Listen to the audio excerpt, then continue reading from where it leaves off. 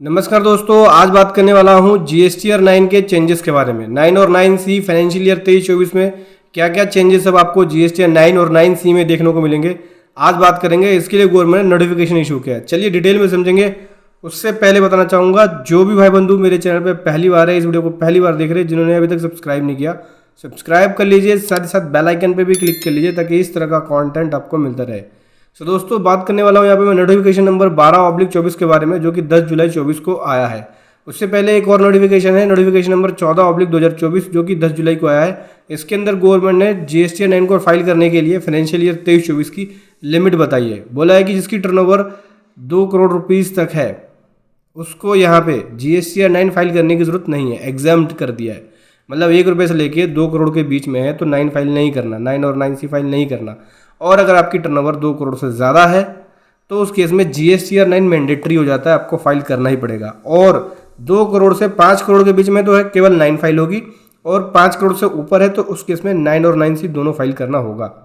ठीक है, चलिए समझेंगे कि इस नोटिफिकेशन के अंदर क्या चेंजेस लेके आई है गवर्नमेंट। नोटिफिकेशन बहुत बड़ा है, लगभग 43 पेज का नोटिफिकेशन है। मैं इसके अंदर जो जीएसटीआर 9 वाला पार्ट है वो कवर कराऊंगा। ये देखिए 39 पॉइंट्स के अंदर यहाँ पे जीएसटीआर 9 के बारे में बताया है कि जीएसटीआर 9 में क्या चेंजेस कर दिया। अभी हाल फिलहाल में गवर्नमेंट ने सेक्शन 9 सबसेक्शन 5 की एक सप्लाई को ऐड किया था कि ई कॉमर्स प्लेटफॉर्म पे अगर आप सप्लाई दिखाते हैं, सप्लाई करते हैं, तो उसकी रिपोर्टिंग अब आपको जीएसटीआर 1 में करना पड़ेगा। 1 और 3 भी उसके लिए अमेंड किया था, अभी जीएसटीआर 9 भी कर रहे हैं कि भाई अगर जोमेटो और स्विगी जैसे प्लेटफॉर्म पे अगर आप सेल करते हैं तो उनको उसके ऊपर जो भी सेल करेंगे उसकी रिपोर्टिंग R1 3B में करनी पड़ेगी। ऐसे ही ई कॉमर्स ऑपरेटर जैसे कि जोमेटो और स्विगी अपनी सेल करते तो उनकी रिपोर्टिंग सेक्शन 9 सबसेक्शन 5 के अकॉर्डिंग करनी थी। तो वो R1 और 3B में अमेंड किया था, अभी 9 में भी अमेंड कर रही है गवर्नमेंट कि ऐसे टैक्स पेयर को 9 में भी अपनी सप्लाई दिखानी होगी अलग। तो एक G1 करके एक और कॉलम है वो ऐड कर रही है, उसके अंदर ये रिपोर्टिंग जाएगी सीरियल नंबर 4 में। ठीक है, साथ ही साथ सीरियल नंबर 5 के अंदर भी इससे रिलेटेड जो सप्लाई होगी उसकी डिटेल यहाँ पे जाएगी।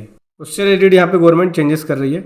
उसके बाद पैराग्राफ 4 में बोल रही है कि जो फाइनेंशियल ईयर 22-23 था उसके बाद 23-24 एप्लीकेबल किया जा रहा है। मतलब जो 22-23 के लिए एप्लीकेबल था वो 23-24 के लिए एप्लीकेबल हो रहा है पैराग्राफ 4 के अंदर। उसके बाद जो जीएसटीआर 1A आ रहा है उससे रिलेटेड भी अब 9 में चेंजेस कर रही है कि जहाँ पे आपको वर्ड लिखा मिलता था कि जीएसटीआर 1 की डिटेल देनी है, अब जीएसटीआर 1A की भी डिटेल जो अमेंड किया है उसकी फिगर भी आपको देनी होगी। तो 9 में गवर्नमेंट साथ के साथ चेंजेस कर रही है कि 1A का भी इफेक्ट दिखे। साथ ही साथ जिस 5D 5E 5F के अंदर जो सप्लाई रिपोर्ट करनी थी फाइनेंशियल ईयर 23-24 के लिए, ऐसे टैक्स पेयर रिपोर्ट कर सकते हैं नॉन जीएसटी सप्लाई 5F में सेपरेटली, या फिर उनके पास ऑप्शन है कि वो अलग अलग टेबल 5D 5E 5F में अपनी रिपोर्टिंग कर दें। उसके बाद serial number 5H 5I 5J 5K के लिए जो एप्लीकेबल था 21-22 के लिए, 22-23 के लिए, अब वो 23-24 के लिए भी एप्लीकेबल किया जा रहा है। उसके बाद 6D 6C 6D 6E financial year 19-20 20-21 21-22 22-23 के लिए एप्लीकेबल था, अब वो साथ ही साथ 23-24 के लिए भी एप्लीकेबल किया जा रहा है। साथ ही साथ 7A 7B 7C 7D 7E 7F 7G 7H जो एप्लीकेबल है पुराने फाइनेंशियल ईयर के लिए, साथ ही साथ 23-24 के लिए भी उसको एप्लीकेबल किया जा रहा है। टेबल 8A के अंदर चेंजेस देखने को मिलेगा। सीरियल नंबर 8A के अंदर, सीरियल नंबर 8A में क्या चेंजेस देखने को मिलेगा, देखो फाइनेंशियल ईयर 23-24 से पहले क्या होता था, 2A से डाटा उठता था टेबल 8A के अंदर। जीएसटीआर 9 के टेबल 8A में जो डाटा उठता था 2A से, अब फाइनेंशियल ईयर 23-24 से जो डाटा उठेगा वो 2B से उठेगा। बहुत बड़ा जो मेजर चेंजेस है वो यही है, और बहुत बड़ा इफेक्ट डालने वाला है ये आपकी आईटीसी की रिकंसिलिएशन के लिए, क्योंकि इसके बेसिस पे ही अब आपको नोटिस इशू होगा और इसके बेसिस पे ही आईटीसी का मेन रिकंसिलिएशन होगा। देखो जैसा कि आप सभी जानते हो 2A जो होता है वो रियल टाइम बेसिस पे चेंज होता है। मतलब आज मैंने 1 रुपया चेंज कर दिया अपने इनवॉइस में तो 1 रुपये का इफेक्ट डायरेक्ट 2A में पहुंच जाएगा, और 2A में अगर पहुंच गया इफेक्ट तो सीधा वो टेबल 8A में इफेक्ट डाल देगा। ठीक है, तो 2A चेंज होता रहता है, वैल्यू फिक्स नहीं है इसकी, लेकिन 2B जो है इसकी वैल्यू फिक्स है, इसमें चेंज नहीं होगा कुछ भी। जो भी चेंज होना है वो नेक्स्ट मंथ में जाके चेंज होगा या नेक्स्ट क्वार्टर में। मतलब वहाँ तक की अगर रिटर्न फाइल है तो उस रिटर्न के अंदर, उस टेबल के अंदर उसकी वैल्यू चेंज नहीं होगी, फिक्स रहेगी। तो जो टेबल 8A में 2B का जो डाटा आएगा वो फिक्स रहेगा, वो चेंज नहीं होगा। अगर चेंज होना भी होगा तो नेक्स्ट मंथ में दिखेगा उसका चेंज आपको। ठीक है, 2B के अंदर।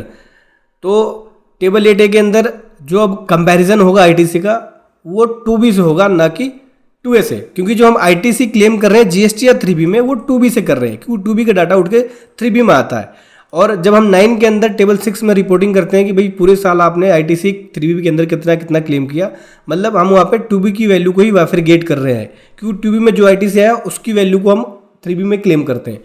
तो जब आप कंपैरिजन करेंगे, मैंने देखो पुरानी लास्ट वीडियो में मैं बता रहा था कि डिपार्टमेंट का बहुत बड़ा फॉल्ट है कि 2A को हटा के जगह 2B कर दे यहाँ पे तो बहुत बढ़िया रहेगा, और वो गवर्नमेंट ने कर दिया आज।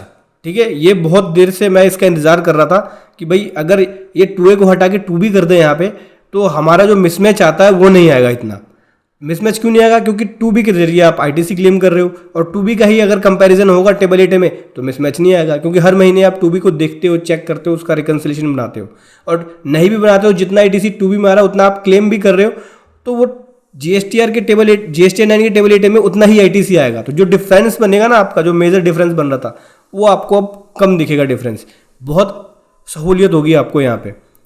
तो ये एक बहुत बड़ा चेंजेस है GST 9 के अंदर कि GST 9 के अंदर टेबल 8 में GSTR 2B से डाटा उठ के दिखेगा 23-24 के लिए। इसीलिए अभी पोर्टल पे 23-24 का GSTR 9 आया भी नहीं है। अभी GSTN जो है वो टेक्निकल टीम इस पर बैकग्राउंड में काम कर रही है। जैसे काम कंप्लीट हो जाएगा आपको फॉर्म 9 दिखेगा, और मैं अपनी वीडियो के माध्यम से लेके भी आऊँगा GSTR 9 कि कैसे 2B के जरिए GSTR 9 के अंदर अपनी रिटर्न्स को फाइल करना है, एनुअल रिटर्न को फाइल करना है। साथ ही साथ जो टाइम लिमिट थी 30 सितंबर वाली, अब उसको चेंज करके 30 नवंबर कर दी। भाई 30 नवंबर तक का पिछले साल का ITC इस साल के 30 नवंबर तक क्लेम किया 3B के अंदर, तो उसकी फिगर देनी होती है। जो भी ट्रीटमेंट आपने करी, क्लेम किया है, रिवर्सल किया है या रीक्लेम किया है, उसकी डिटेल आपको देनी होगी। 10/11 में अमेंडमेंट की डिटेल देनी होती है, कोई एडिशन किया या कोई डिलीटेशन किया है उसकी डिटेल 10/11 में जाती है। तो 30 नवंबर तक किया तो उसकी डिटेल देंगे। 12 के अंदर देते हैं ITC रिवर्सल की डिटेल, 12 के अंदर देते हैं। तो फाइनेंशियल ईयर 23-24 से एग्रीगेट जो रिवर्सल है ITC की डिटेल, वो आपको 30 नवंबर तक अगर आपने कोई रिवर्सल किया तो उसकी डिटेल देंगे। साथ ही साथ सीरियल नंबर 13 की बात करें तो सीरियल नंबर 13 के अंदर 23-24 का जो भी आपने रीक्लेम किया होता है उसकी डिटेल आपको देनी होती है। तो जो 23-24 का ITC 24-25 में रीक्लेम किया उसकी डिटेल आपको यहाँ पे देनी पड़ेगी। ठीक है, 13 नंबर के अंदर। 15 नंबर 16 नंबर जो पिछले साल के लिए एप्लीकेबल था, जो कंडीशन पिछले साल के लिए था वो सेम कंडीशन इस साल के लिए एप्लीकेबल होगा। 17 नंबर और 18 नंबर में HSN कोड की डिटेल्स जाती है, जो पिछले साल एप्लीकेबल था सेम इस साल एप्लीकेबल है 23-24 के लिए। GSTR 9C में बात करें, C की बात करें तो सबसे पहले हम बात कर लेते हैं टेबल 4 के बारे में। टेबल 4 के अंदर बोल रहे हैं भाई जो 22-23, 23-24 के लिए था या 21-22 के लिए था वो अब 23-24 के लिए भी एप्लीकेबल है। ठीक है, पैराग्राफ 6 के अंदर भी जो पिछले साल के लिए एप्लीकेबल था वो इस साल एप्लीकेबल। तो 9C में कोई बड़ा चेंजेस नहीं आया, जो मेजर चेंजेस है वो 9 के अंदर ही है, और 2B वाला बहुत बड़ा चेंजेस है, क्योंकि अब जो ITC का कंपैरिजन आपको दिखेगा 6 में आप ITC रिपोर्टिंग करते हैं 3B का, और वो उठ के टेबल 8 में जाता है। तो टेबल 8 में जो कंपैरिजन करेगा वो 2B से करेगा, तो बड़ी राहत देखने को आपको मिलेगी। तो दोस्तों वीडियो को लगी ज़रूर बताएं। Thank you so much. जय हिंद, वंदे मातरम।